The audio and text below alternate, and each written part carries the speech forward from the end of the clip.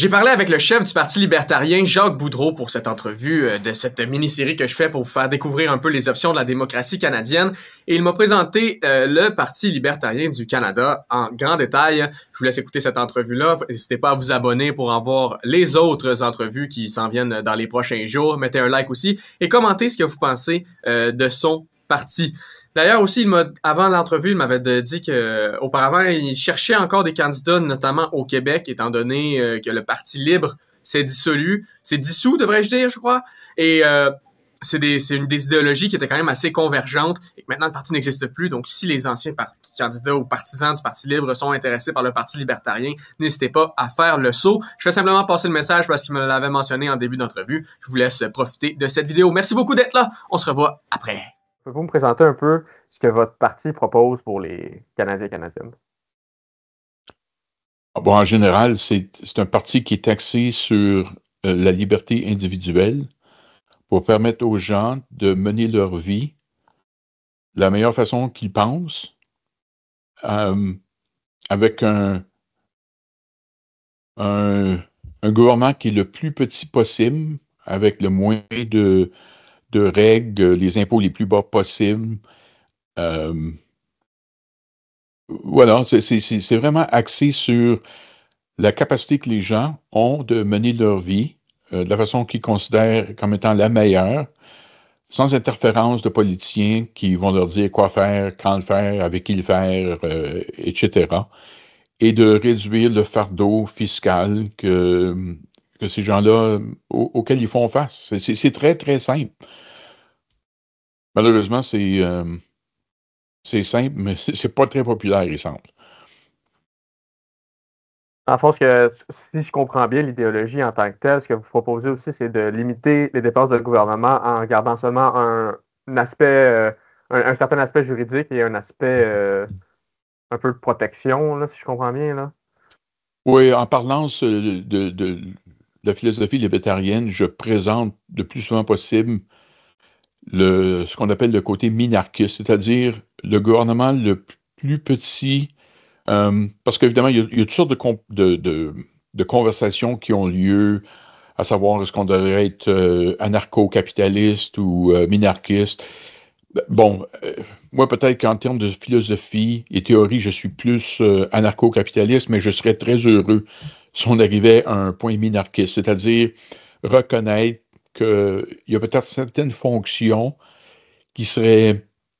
Parce que je cite là-dessus Milton Friedman qui a dit, qui avait pensé par exemple à comment est-ce qu'on peut privatiser la défense nationale, puis il avait dit, j'y ai pensé beaucoup, mais je suis pas arrivé à une solution.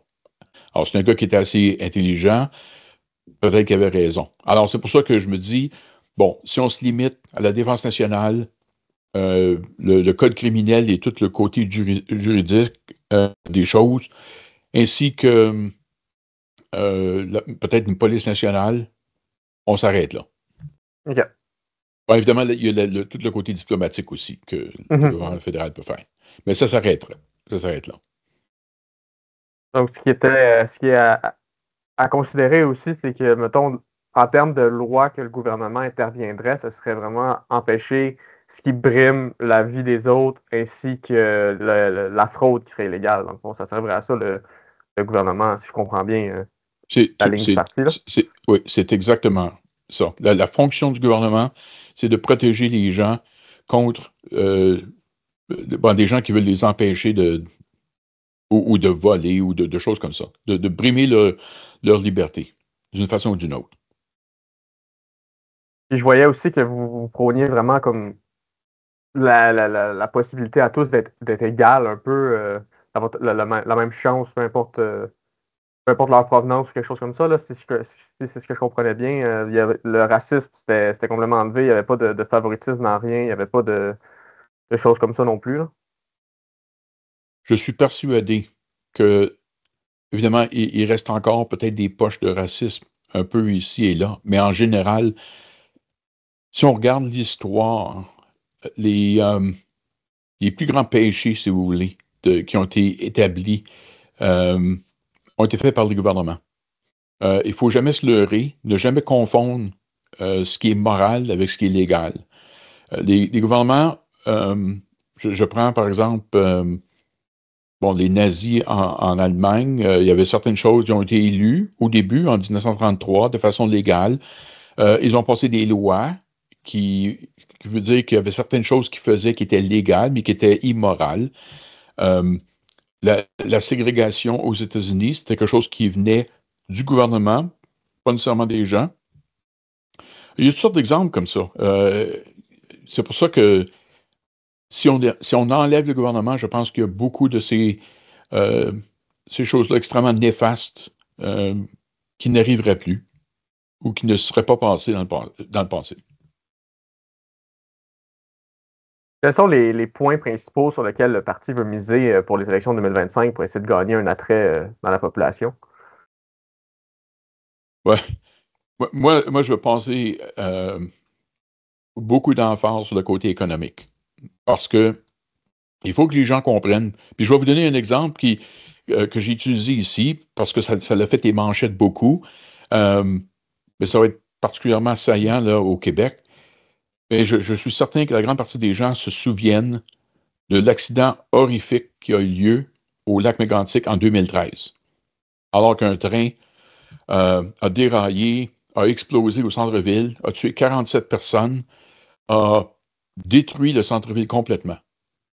Les résidents ont demandé de façon tout à fait légitime qu'un détour de 12 km et demi soit bâti pour que les trains ne passent pas ou qu'ils ne passent plus au centre-ville de Lac-Mégantic. Ça, là, ça fait 12 ans de ça. Pas 12 semaines, pas 12 mois, 12 ans. Savez-vous combien de mètres de rails ont été établis? La réponse est 0. Après 12 ans. Pas 1 mètre. Ça, c'est quelque chose qui devait créer dans toute bonne personne une colère. Parce que c'est inadmissible. Je me présente pour un débat la semaine prochaine, puis je vais présenter cet exemple-là, que je vais mettre à côté. Les Maple Leafs de Toronto ont joué pendant longtemps à un aréna qui était très, très connu, là, un peu comme le Forum à Montréal, là, Maple Leaf Gardens. Maple Leaf Gardens a été bâti en 5 mois. Ils ont commencé le 1er juin 1931, puis la première partie a eu lieu le 12 novembre 1931. Ça, c'était un temps où les Canadiens qui voulaient travailler, on leur permettait d'aller travailler et de faire le travail qu'ils avaient à faire. Mais maintenant, il y a une fonction du gouvernement, puis le gouvernement libéral a passé en 2019 ce qu'on appelle le Impact Assessment Act, l'acte bon, attendez que je le traduise, là, mais ce serait l'impact, une reconnaissance des impacts ou quelque chose du genre. Mm-hmm. Et si vous le lisez, c'est ahurissant. Les conditions, les demandes. C'est pas surprenant du tout que si vous regardez le produit national brut canadien au cours des 10 dernières années par capita, on n'a pratiquement fait aucun gain. Mm-hmm. Et c'est pour ça que je passe de l'emphase sur le côté économique des choses, parce que la raison pour ces choses-là, c'est qu'on a des lois présentement. Tu sais, les gens maintenant, j'entends souvent, ils me disent que c'est pratiquement impossible de faire quoi que ce soit au Canada. Que ce soit d'infrastructure ou des grands projets, il y a tellement de conditions que dans bien des cas, des personnes qui ont une bonne idée abandonnent. Parce que le fardeau de règles est tellement énorme que ça ne vaut plus la peine. Ça, et je présente ce côté-là pour dire que la raison principale pourquoi les gains économiques ont disparu au Canada, c'est qu'on a un fardeau fiscal, c'est-à-dire du côté d'imposition, etc., mais aussi de règles et tout, qui est énorme. Et franchement, quand on regarde, c'est pas particulièrement probant ce que les gens pensent de Donald Trump, mais le fait est que aux États-Unis, ils ont tourné. Et l'écart entre nos deux pays va continuer d'augmenter parce qu'ils éliminent les règles ou les diminuent au moins, alors qu'ici, on les augmente. Un autre point que j'amène, parce que c'est extrêmement dangereux, d'après moi, c'est comment on peut prédire les probabilités d'un succès ou d'un manque d'un succès d'un gouvernement. À mes yeux, il faut simplement regarder quel est le système de croyance, si vous voulez, du premier ministre et de ses ministres. Et moi, je regarde, là, ça fait quelques semaines maintenant qu'on apprend à le connaître plus, mais Mark Carney et Justin Trudeau, en termes de croyance, c'est absolument identique. Les deux sont des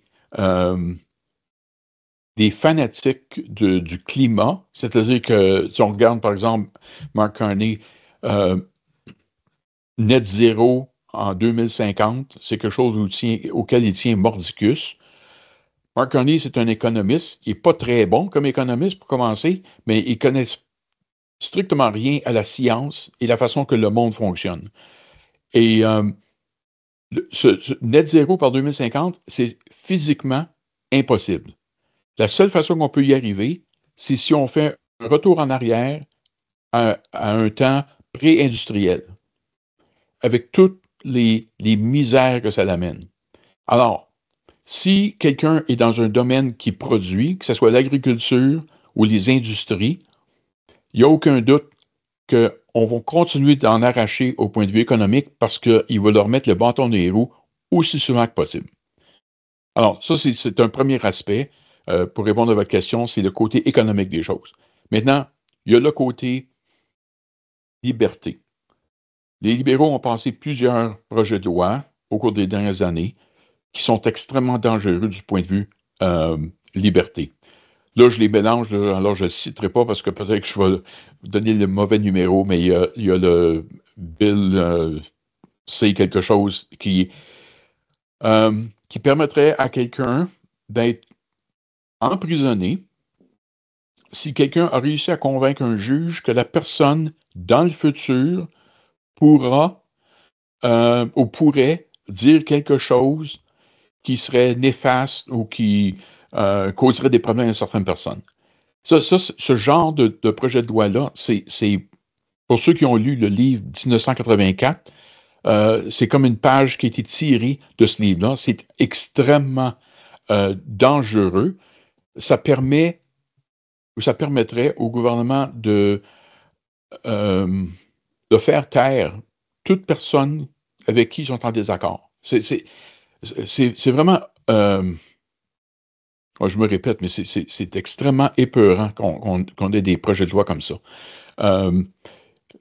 Et bon, ça, c'est une autre affaire, en fait, que Carney et Trudeau ont en commun. Ils sont tous les deux profondément anti-liberté. Alors ça, c'est une autre chose sur laquelle il faut passer de l'emphase. Et évidemment, il y a le côté imposition. On est trop taxé, trop imposé au Canada. C'est un fardeau qui est beaucoup trop gros. Excellent, ça me fait relever plusieurs points. Je me prépare tout un schéma d'entrevue avant, mais lorsque vous parlez, ça me permet de relancer dans plusieurs autres points qui peuvent être intéressants. Justement, moi, je parlais ce matin, j'écrivais un article ce matin pour le journal L'Informateur en lien avec les entrepreneurs qui se font un peu enlever les immigrants étrangers de sous la main. Là. Ils n'ont plus accès nécessairement à ça bientôt avec les lois que le gouvernement veut passer. Est-ce que vous avez une position en lien avec l'immigration? Est-ce que un Canada libertarien accepterait de l'étranger ou ça ferait des barrières plus grandes pour les immigrants? Notre plateforme est très claire là-dessus. Nous, non, ça je suggère. Je veux dire, si on était au pouvoir, ce que notre plateforme dit, c'est que les immigrants devaient tous aidez-moi, le type, c'est sponsor.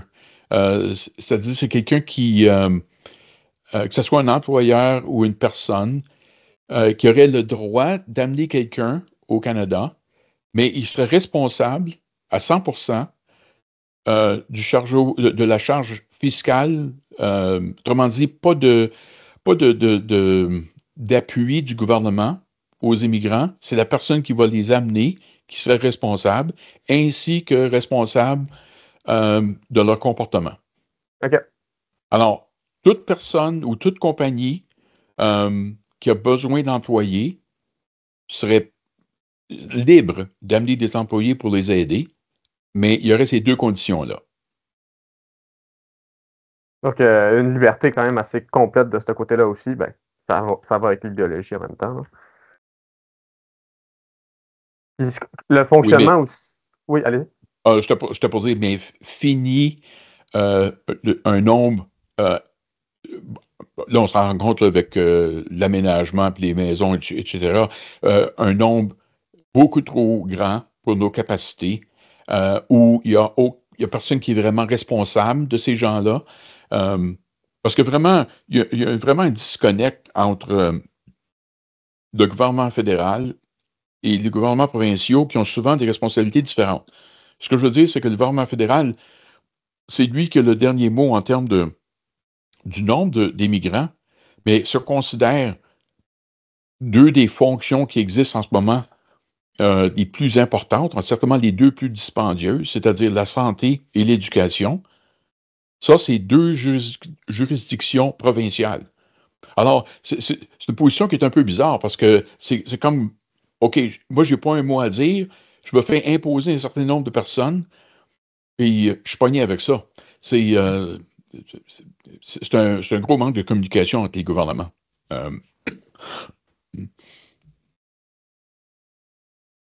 Parlant des autres gouvernements, qu'est-ce qui en adviendrait dans un gouvernement libertarien? Vous voulez dire Les provincial et provinciaux, municipal? ouais. Mm-hmm. Ben, moi, je vais vous dire franchement, puis je devais être extrêmement populaire avec M. Legault puis M. Blanchette, c'est que moi, si j'étais premier ministre, je voudrais, dans un sens, émasculer le gouvernement fédéral. Ce que je veux dire, c'est qu'on a mentionné tantôt quatre rôles pour le gouvernement fédéral. Je me limiterais à ça. Je vous donne un exemple. La santé, c'est une juridiction provinciale. Malheureusement, le gouvernement fédéral, malgré le fait qu'ils ne sont pas capables de faire ce qui est de leur domaine correctement, si on considère, par exemple, la défense nationale, c'est un désastre complet. Toute la fonction criminelle puis le jurisprudence, c'est un désastre. La police nationale, la GRC, en ce moment, c'est un désastre. Et malgré tout ça, le gouvernement fédéral pense qu'ils sont capables de faire la job des provinces et de s'occuper de leur champ de juridiction. Alors, ça fait longtemps que le gouvernement fédéral utilise le chantage pour s'ingérer dans la santé. Et comment ils font ça? Le gouvernement fédéral a essentiellement un pouvoir d'imposition qui est bien en deçà de ses responsabilités.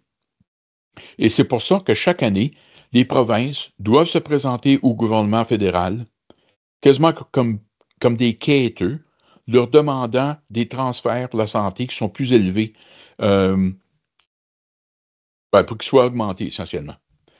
Et le gouvernement fédéral a décidé que voici une opportunité pour faire du chantage. Parce qu'on va établir, ça a été établi il y a longtemps, les 5 conditions de l'acte de Santé Canada. 5 conditions. Et une de ces conditions-là, évidemment, c'est que si vous osez permettre un certain côté privé, on vous ne transférera pas d'argent. Okay? Moi, je trouve ça odieux. Moi, ce que je ferais si j'étais premier ministre, c'est que je ferais un transfert de points, ce qu'on appelle ça des tax points, là, des points d'imposition, pour dire, OK, dans le temps, c'était, je ne sais pas, 5 ou 10 points, peu importe le pourcentage, qui venait au gouvernement fédéral. Maintenant, nous allons transférer ça aux provinces, puis que les provinces s'arrangeront avec ça. Ils n'auront plus besoin de venir au gouvernement fédéral pour quêter. Alors, ça, pour répondre à vos questions, c'est que dans un sens, les provinces auraient plus d'autonomie et peut-être plus de pouvoir. Je reconnais comme libertarien que c'est fort possible que plusieurs de ces provinces-là, je pense par exemple au Québec, où malheureusement les gouvernements provinciaux sont trop gros, ne sont pas particulièrement pro-liberté, c'est fort possible que les provinces n'utiliseraient pas cette nouvelle liberté, sans faire de jeu de mots, et qu'ils utiliseraient ces taxes, ces points de taxes-là d'une mauvaise façon. Ben, je me limite à ce que je fais. En ce moment, je suis au fédéral, puis je veux réduire le gouvernement fédéral. Maintenant, ce que les provinces vont faire après ça, je ne le sais pas. Mais il faut commencer quelque part. OK. Donc, les provinces ont quand même un rôle à jouer dans leur propre liberté. Donc, ce ne serait pas nécessairement du jour au lendemain. Tous les Canadiens sont en super liberté, si on veut. Oh non, non, non, parce qu'il faut reconnaître qu'on a une constitution, puis que la constitution, évidemment, les libéraux, ça fait longtemps qu'ils utilisent la constitution comme du papier de toilette. Ce que je trouve encore là odieux, parce que, puis encore là, je pense qu'il y a plusieurs premiers ministres provinciaux qui seraient heureux de m'entendre dire ça, parce que je pense que ça fait longtemps qu'ils se plaignent que le gouvernement fédéral va plus loin qu'il devrait. Mais tant et aussi longtemps qu'on a une constitution qui donne à certains niveaux, que ce soit municipal, provincial ou fédéral, certaines responsabilités, ben, ces responsabilités ne disparaissent pas parce qu'au fédéral, on ferait quelque chose. Je dois dire en passant que la meilleure alternative à une condition libertarienne, c'est le gouvernement le plus local possible. Ça a tendance à être moins pire que des gros gouvernements centralisés qui sont à des milliers de kilomètres. Je vous donne un exemple. Je pense que c'est un bon exemple pour illustrer jusqu'à quel point c'est important de faire les choses de façon locale. Lors de l'élection de 2021, j'avais été contacté par une organisation canadienne de cyclisme. Ils me demandaient, comme candidat, si j'étais en accord avec un projet national. Et moi, je leur ai dit, non, je suis tout à fait contre un projet national de cyclisme pour les raisons suivantes. C'est qu'on est dans un pays qui est immense, avec des conditions géographiques et de température qui varient énormément. Par exemple, je pense que pour quelqu'un qui est assez dédié, ça serait possible de faire de la bicyclette 12 mois par année à Vancouver. Mais il faut vraiment être extraordinairement dédié à la cause pour faire ça à Winnipeg. Parce que j'ai voyagé souvent à Winnipeg, moins 40 le soir, au mois de janvier, c'est commun. Faire de la bicyclette à moins 40, ça prend, comme je dis, quelqu'un d'assez spécial. Mais, puis, il y a des endroits qui sont où il y a beaucoup de neige, il y a des endroits qui en ont moins en hiver, il y a des endroits où c'est extrêmement montagneux, il y en a d'autres où c'est plat, puis on ne connaît pas les conditions locales. Moi, j'ai vécu longtemps à London, en Ontario. On a une rivière qui passe avec une piste cyclable. Bon, c'est pas toutes les villes qui ont ça, puis ça peut amener des conditions, encore là, qui sont locales. Je donne ça comme un exemple parmi plusieurs pour indiquer jusqu'à quel point d'amener les responsabilités au niveau le plus bas possible, puis par plus bas, je veux dire le plus local possible, ça permet aux gens d'amener des choses qu'ils comprennent, puis des choses qu'ils vivent tous les jours. Alors que si je suis à Vancouver, puis il y a un bureaucrate à Ottawa qui essaie de me dire quoi faire en termes de cyclisme, moi, ça ne connecte pas du tout. Ensuite, si on revient un peu avec votre exemple du lac mégantic et tout ça en économie, là, vous croyez vraiment que libérer les capitaux de restrictions législatives, ça va permettre un peu de faire avancer plus vite les choses, mais côté niveau social, niveau environnement, niveau tout ça, c'est quoi votre position puis votre idée, qu'est-ce qui pourrait advenir de tout ça dans un gouvernement libertarien? Bon, prenons le côté environnemental pour commencer, parce que c'en est un qui est important. Nous, on croit que ce n'est pas la fonction du gouvernement de s'ingérer, mais plutôt c'est le côté juridique. C'est-à-dire, OK, et laissez-moi reculer pour une seconde parce que c'est important. Malheureusement, dans la Constitution canadienne, les droits de propriété privée ne sont pas protégés. Pierre Trudeau, quand il a rapatrié la Constitution, avait essayé de l'ingérer et c'était les provinces qui s'étaient opposées.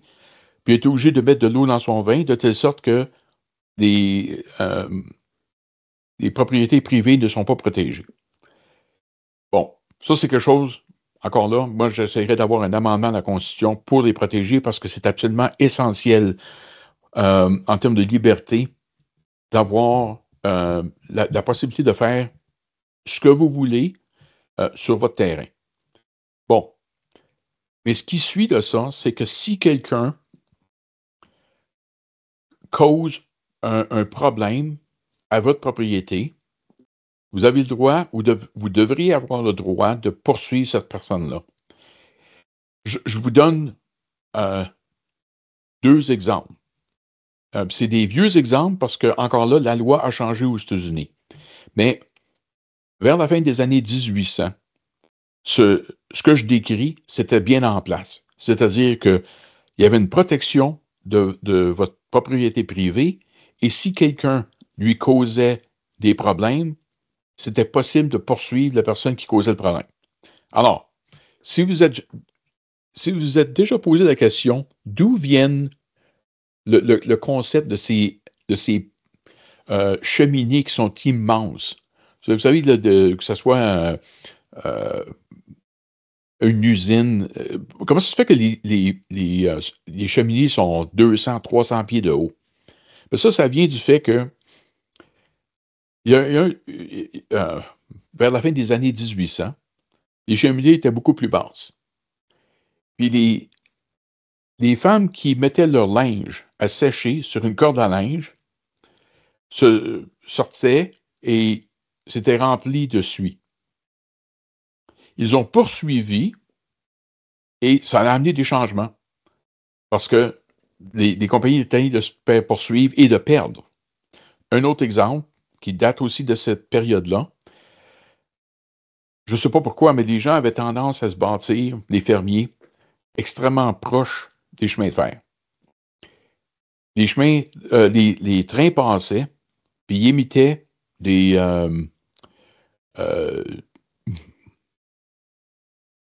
comme des flammes là, qui sortaient comme des espèces d'éclairs.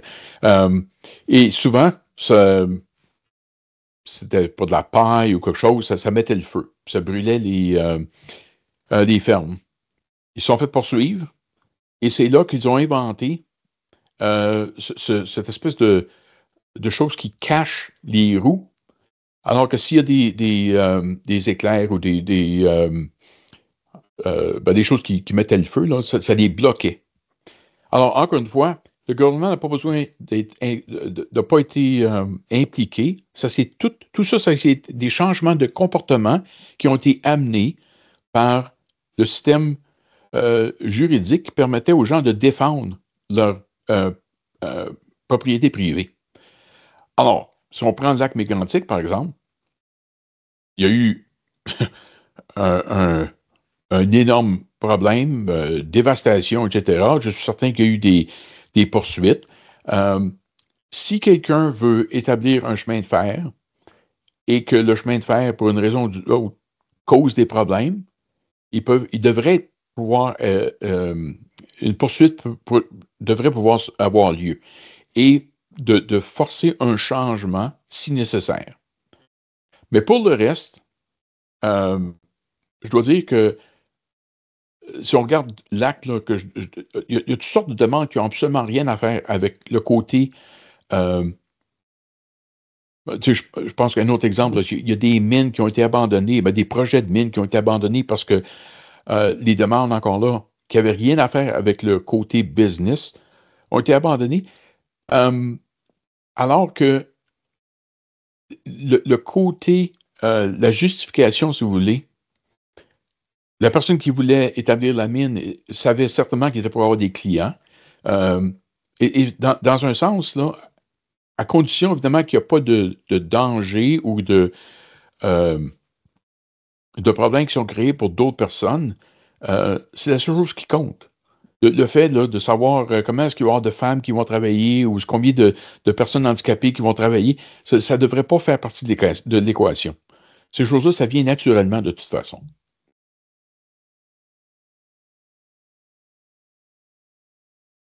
Non, si maintenant on se déplace du côté des relations internationales, c'est quoi votre position? Qu'est-ce que vous feriez avec la situation actuelle, autant de l'autre côté de la frontière au sud ou bien juste la situation générale? C'est quoi votre opinion, votre position? Le côté tarif? Le côté tarif, le côté ce qui se passe présentement là.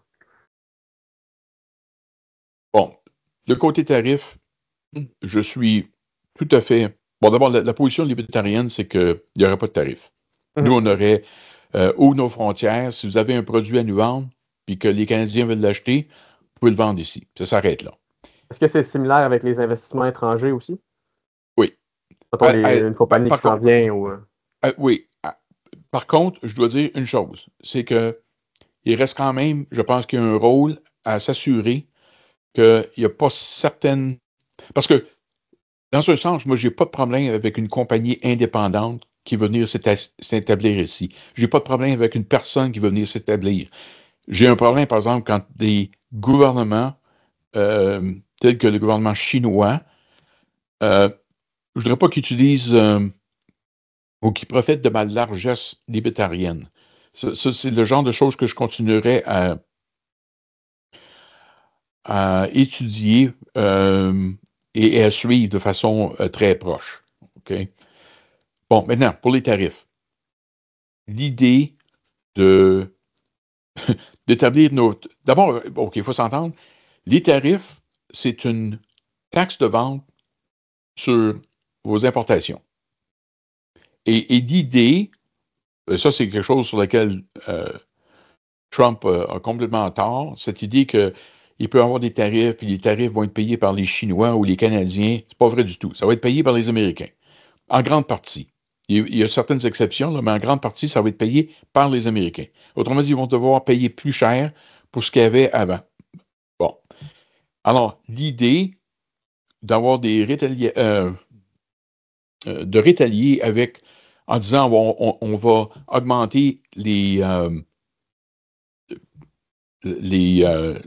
taxes de vente, si vous voulez, sur les importations des États-Unis, moi, ça n'a aucun bon sens. D'ailleurs, les modèles économiques nous indiquent clairement que, je le disais en fait il y a à peu près une heure, c'est, je pense, une baisse de 3,1% du produit national brut au Canada avec les tarifs américains, mais une baisse de 5,1 si on établit des tarifs sur les produits américains. Autrement dit, ça va empirer les choses. De plus, je rappellerai aux gens que aux États-Unis, il y avait eu des tarifs qui s'appelaient Smoot-Hawley, pour le nom des deux personnes qui l'avaient amené, qui ont fait passer une mauvaise situation puis qui l'ont tourné dans la Grande Dépression. Là, je parle de la Grande Dépression de 1929, où, oui, les choses allaient mal, mais ils ont introduit ces tarifs-là. Les pays du monde ont fait la même chose et on est passé, comme je dis, d'une mauvaise situation à une Grande Dépression. Cette idée de ce que le gouvernement canadien fait en ce moment, ça va juste empirer les choses. Alors, je suis tout à fait contre ce qui est fait. Une autre chose que que je trouve absolument déplorable, c'est que peu importe ce que les gens pensent de Donald Trump, il reste que si vous êtes le leader d'un pays, une des choses qui est importante, c'est d'être un diplomate. Et la diplomatie indique que des fois, c'est mieux de se la fermer, certainement publiquement. Si vous voulez le faire de façon privée, c'est une chose. Mais il faut arrêter au Canada de se donner toujours l'impression qu'on est les meilleurs, qu'on est les bons, qu'on a de la justification, que nous sommes plus moraux, etc. Et de toujours en train de castiguer les gens comme Donald Trump avec qui on est en désaccord. Je pense que Justin Trudeau a fait une job terrible. C'est très clair qu'il n'aimait pas Trump, et Trump ne l'a pas aimé non plus parce que ça fait critiquer comme ça tout le temps. Et quand vous êtes en négociation, c'est important de créer de la bonne volonté. Et je pense que la bonne volonté en ce moment, ça n'existe pas du tout. Parce que il y a une expression en anglais, un poison well, le puits a été empoisonné, si vous voulez. Alors, c'est quelque chose d'autre que je n'aurais pas fait. Je pense, OK, troisièmement, une des raisons pour lesquelles ça ne marchera pas, l'idée de mettre des tarifs sur les produits américains, c'est que 25% du produit national brut au Canada vient de nos échanges internationaux avec les États-Unis, alors que juste 1% de leur. Autrement dit, ils ont un avantage de 25-1, de telle sorte qu'on ne peut pas gagner. Parce qu'ils vont pouvoir nous faire mal plus longtemps, beaucoup plus longtemps que l'inverse.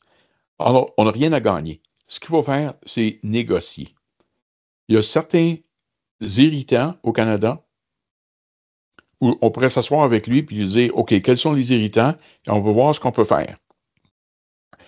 Moi, je suis convaincu que parce que c'est une mauvaise chose d'avoir des tarifs, que ce n'est qu'une question de temps avant qu'ils les enlèvent.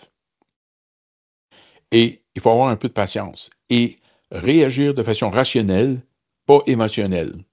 Ce qui est malheureusement le cas en ce moment. La question d'après était juste trop mal formulée, donc je la refais ici. J'ai demandé c'était quoi qu'il pensait un peu du débat entre conservateurs et libéraux présentement au Canada.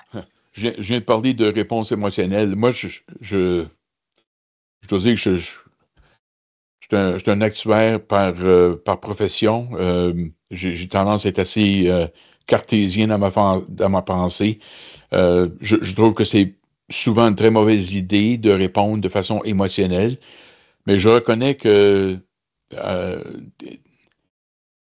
appel aux émotions des gens, ça pogne, comme ils disent. Par exemple, bon, moi je suis un libertarien, je ne suis pas un conservateur, mais je pense que je suis capable de m'asseoir puis d'étudier ce qui se passe puis de faire la part des choses. Et je veux dire franchement, je ne comprends pas, mais pas du tout, comment ça se fait que les gens peuvent vraiment penser que Pierre Poilievre, c'est un Donald Trump.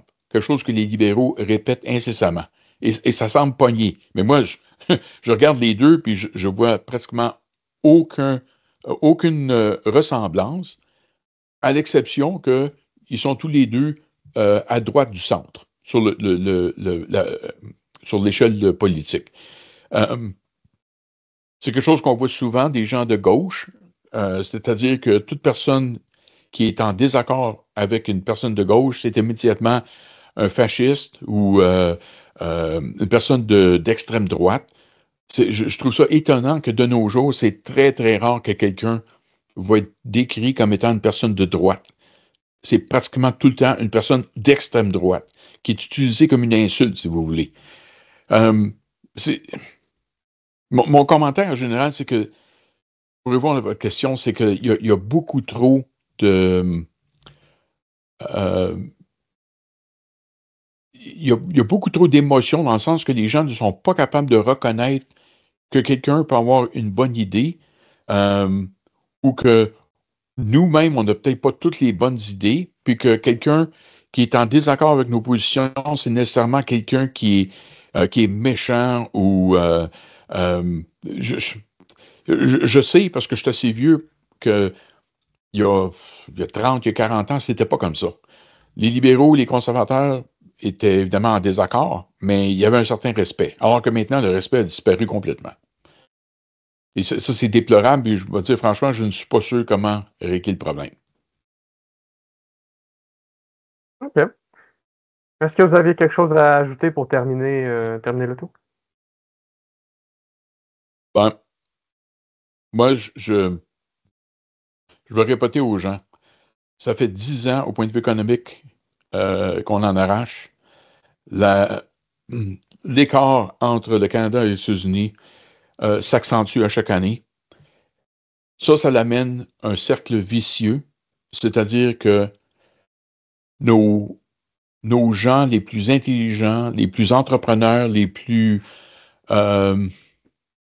brillants, parce que c'est ce qu'appelle en anglais le brain drain, là, c'est-à-dire le déplacement des cerveaux qui déménagent aux États-Unis va continuer, va s'accélérer, parce que plus la différence est grande, plus ça va s'accélérer, et peu importe ce que les gens peuvent penser, mais on a besoin des gens qui sont brillants, des gens qui sont entrepreneurs. On a besoin de les garder. Puis la meilleure façon de les garder, c'est de leur donner un environnement où ils peuvent fructifier. Et en ce moment, je me répète, mais le côté de règles et de lois et d'imposition et de taxation, on a vraiment le côté laisser-faire ici n'existe plus. On a, comme j'ai dit, Trudeau, c'était quelqu'un qui croyait énormément à la planification centralisée, qui n'a jamais marché. Les gens peuvent regarder. Il y a tellement d'exemples. Je ne comprends pas comment ça se fait que ça revient continuellement. En passant, ça me rappelle qu'hier que Mark Carney a présenté son plan pour construire des maisons.